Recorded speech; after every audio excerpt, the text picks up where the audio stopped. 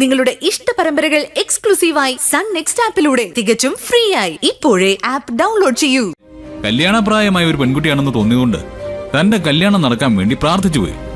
എന്റെ കല്യാണം നടക്കാൻ നിങ്ങളുടെ നല്ല ആരുടെയും പ്രാർത്ഥന എനിക്ക് വേണ്ട. അയ്യോ, എനിക്കൊരു തെറ്റ് പറ്റിയെന്ന് ഞാൻ സമ്മതിച്ചല്ലോ. ഇനി എന്നെ വെറുതെ വിട്ടേക്ക്. ഓ, ഇതൊരു വല്ലാത്ത വിധി തന്നെ.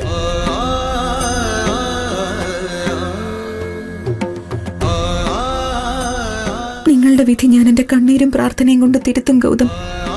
എങ്കിലും നിങ്ങളുടെ മുമ്പിൽ ഞാൻ ഒട്ടും സോഫ്റ്റ് ആവാൻ പാടില്ല. ഒരുപക്ഷെ അമ്മയ്ക്ക് കൊടുത്ത വാക്ക് ഞാൻ മറന്ന് എല്ലാ സത്യവും വിളിച്ചു പറഞ്ഞു പോവും. പ്രസാദം വാങ്ങിട്ട് വേഗം പോവാൻ നോക്കാം.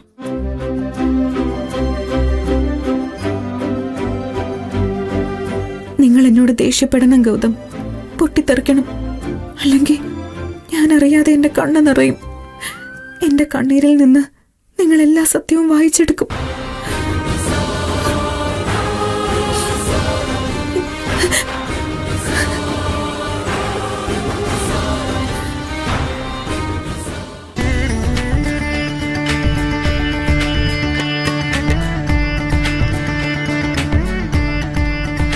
നല്ലത് വരട്ടെ. നിങ്ങളുടെ ആദ്യത്തെ കുഞ്ഞിന് ചോറ് കൊടുക്കുന്നത് ഇവിടെ വെച്ചായിരിക്കണം. അയ്യോ, തിരുമേനി തെറ്റിദ്ധരിച്ചു. എന്റെ വധു ഈ കുട്ടിയല്ല, ഇയാളുടെ കസിനാ ശിവാനി. ക്ഷമിക്കണം, എന്റെ മനസ്സിൽ തോന്നിയത് ഞാൻ പെട്ടെന്ന് പറഞ്ഞതാ. തിരുമേനിക്ക് തെറ്റിയെന്ന് ഞാൻ നിധിയോട് നേരത്തെ സൂചിപ്പിച്ചിരുന്നു. ഓ, നിങ്ങളുടെ വിവാഹമാണ് നടക്കുന്നതെന്ന് ഞാൻ കരുതി. സാരമില്ല, എല്ലാം മംഗളമായി നടക്കും.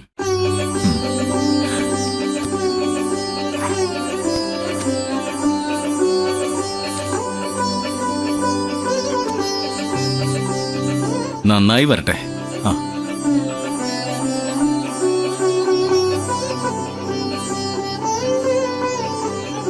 മംഗളം ഭവിക്കട്ടെ. നമുക്കിറങ്ങാൻ നിധി. ശരി. ആ,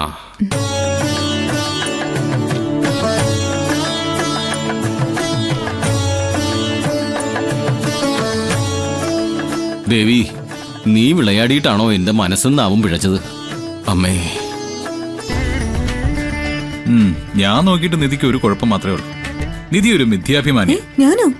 നോ ചാൻസ്. യെസ്, തിരുമേനിക്ക് താൻ ആദ്യം ദക്ഷിണ കൊടുക്കാൻ തീരുമാനിച്ചത് 50 രൂപയാണെന്ന് ഞാൻ കണ്ടു. അയ്യോ, കണ്ടോ? ഞാൻ 500 കൊടുക്കുന്നത് കണ്ടപ്പോ തനിക്കൊരു അഭിമാനക്കുറവ് തോന്നി. അതുകൊണ്ട് താനും 500 കൊടുത്തു. ഞാൻ കൂടുതൽ കൊടുത്തിരുന്നെങ്കിൽ താനും അതുപോലെ കൊടുത്തേനെ, ഇല്ലേ? അത് വെറുതെ തോന്നുന്നതാ. ഞാൻ 500 ആണെന്ന് കരുതിയാ ആദ്യം 50 രൂപ എടുത്തത്. അത് തെറ്റിയെന്ന് മനസ്സിലായപ്പോ അത് തിരിച്ചു വെച്ചിട്ട് 500 രൂപ എടുത്തു. അത്രേ ഉള്ളൂ. ആണോ? ഓക്കെ.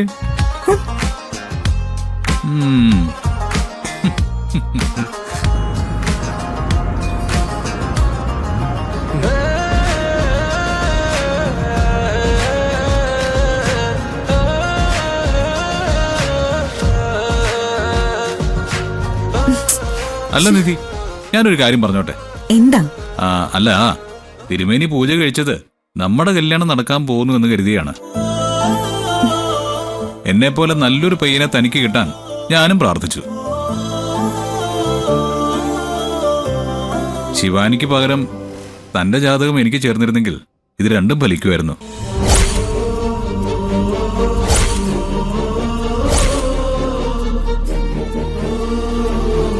ഇനിയും വൈകിട്ടില്ല. നമുക്ക് നമ്മുടെ ജാതകങ്ങൾ തമ്മിൽ പൊരുത്തമുണ്ടോന്നും ചെക്ക് ചെയ്ത് നോക്കിയാലോ? ഒന്ന് നിർത്ത്. ഫ്ലേർട്ടിംഗ് ഒന്നും എനിക്കിഷ്ടല്ല. നിങ്ങൾ എന്റെ അനിയത്തിയുടെ ഭർത്താവാകാൻ പോകുന്ന ആളാ. ആ ബഹുമാനത്തോടെ മാത്രമേ എന്റെ അടുത്ത് സംസാരിക്കാൻ പാടുള്ളൂ. ഞാൻ പറഞ്ഞത് മനസ്സിലായോ? ഓ, മനസ്സിലായേ. കേറി ഇരിക്കു ചേച്ചി. കേറി ഇരിക്കു ചേച്ചി. കൂടുതൽ കളിയാക്കാൻ നിന്ന തിരിച്ചു പോകുമ്പോ ഒറ്റയ്ക്ക് യാത്ര ചെയ്യേണ്ടി വരും. തിരിച്ചു പോവാൻ ഇങ്ങോട്ട് വന്ന അത്രയും ബുദ്ധിമുട്ടുണ്ടാവില്ല. അത് വേണോ? വേണ്ട, താൻ കേറ.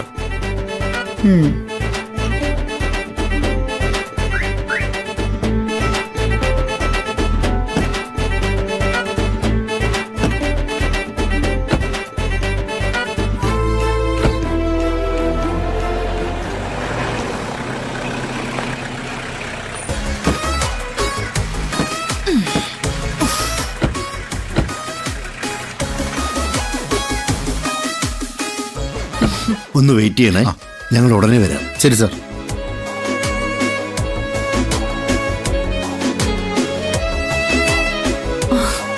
ഇത് കണ്ടോ? വിവാഹത്തിനുള്ള വസ്ത്രങ്ങളും ആഭരണങ്ങളും ഒക്കെ ഈശ്വരമംഗലക്കാർ വാങ്ങി തന്നതാ. ഹോ, എന്റെ ആന്റി എന്തൊരു പർച്ചേസ് ആയിരുന്നു. ഒന്നിന്റെ വില നോക്കിയത് പോലുമില്ല. എന്റെ ജീവിതത്തിൽ ഇതുവരെ ഞാൻ ഇങ്ങനൊരു പർച്ചേസ് നടത്തിയിട്ടില്ല. അതിനെന്താ മോളെ, ഇനി നിനക്ക് എന്നും ഇതുപോലെ പർച്ചേസ് ചെയ്യാലോ. നീ ഇപ്പൊ ഈശ്വരമംഗലത്തെ പെൺകുട്ടിയല്ലേ. എനിക്ക് കിട്ടാതെ പോയത് എന്റെ മോക്കെങ്കിലും കിട്ടിയല്ലോ, അതിലെനിക്ക് അഭിമാനമുണ്ട്.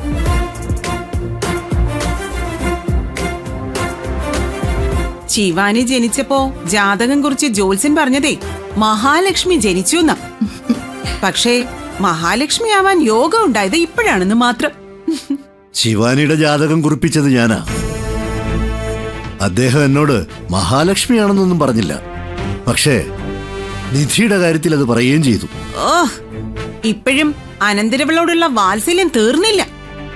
അവള് മഹാലക്ഷ്മിയല്ല, മൂദേവിയാ, മൂദേവി. എന്റെ മോളെ കുറിച്ച് ഏട്ടത്തെ ശിവാനി മാത്രമേ അങ്ങനെ പറയൂ. പേരുപോലെ അവളൊരു നിധി തന്നെയാണെന്ന് ഈ നാട്ടുകാരൻ മുഴുവൻ പറയുന്നുണ്ട്. ആ, നാട്ടുകാരുടെ കയ്യടി വാങ്ങാനുള്ള ട്രിക്കൊക്കെ അവക്കറിയാം. പക്ഷെ ആ പരിപ്പൊന്നും ഇവിടുത്തെ കലത്തിൽ വേവൂല.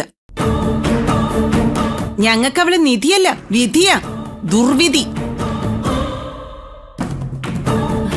മോളെ, നീ ഈ ആഭരണങ്ങൾ അണിഞ്ഞ് അമ്മയ്ക്കൊന്ന് കാണണം. ചെന്നിട്ടോണ്ട് വാ. അതൊക്കെ പിന്നീടാകാം. കല്യാണത്തിന് ഇൻവിറ്റേഷൻ കൊടുക്കണ്ടേ? കാറ് വെയിറ്റ് ചെയ്യാ. വെയിറ്റ് ചെയ്യുന്നതിന് വെയിറ്റിംഗ് ചാർജ് കൊടുക്കുന്നില്ലേ? പിന്നെന്താ? ഇവളെല്ലാം ഒന്ന് ഇട്ട് കണ്ടിട്ട് ഒക്കെ പൂട്ടി വെക്കണം. ചുറ്റിനും അസൂയാലുക്കളാ, അതുകൊണ്ട് കൂടുതൽ സൂക്ഷിക്കണം. ഞാൻ ചായ ഇടാം. മോളെ, നീ എന്താ ഇങ്ങനെ നിക്കുന്നേ? ഒക്കെ ഇട്ടോണ്ട് വാ, അമ്മയൊന്ന് കാണട്ടെ. ശരി അമ്മേ. ദേ, ഇതൂടെ കൊണ്ടുപോ.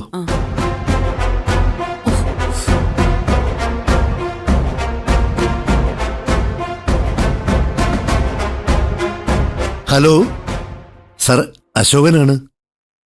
ഞാൻ മകളുടെ കല്യാണം ക്ഷണിക്കാൻ വേണ്ടി വിളിച്ചതാണ്.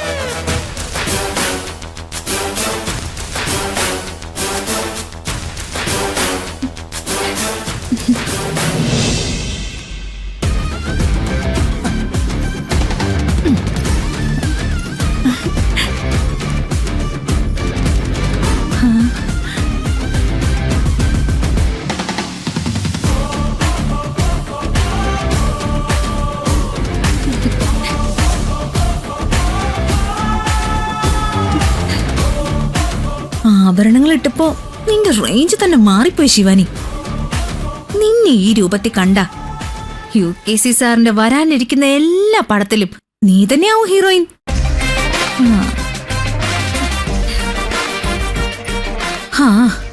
ഒരുപക്ഷെ ഇത്രയും സ്വർണം എനിക്ക് സമ്മാനിക്കാൻ വേണ്ടി മാത്രമായിരിക്കും ഗൗതമിന്റെ ജീവിതത്തിലേക്ക് കടന്നു വന്നത്.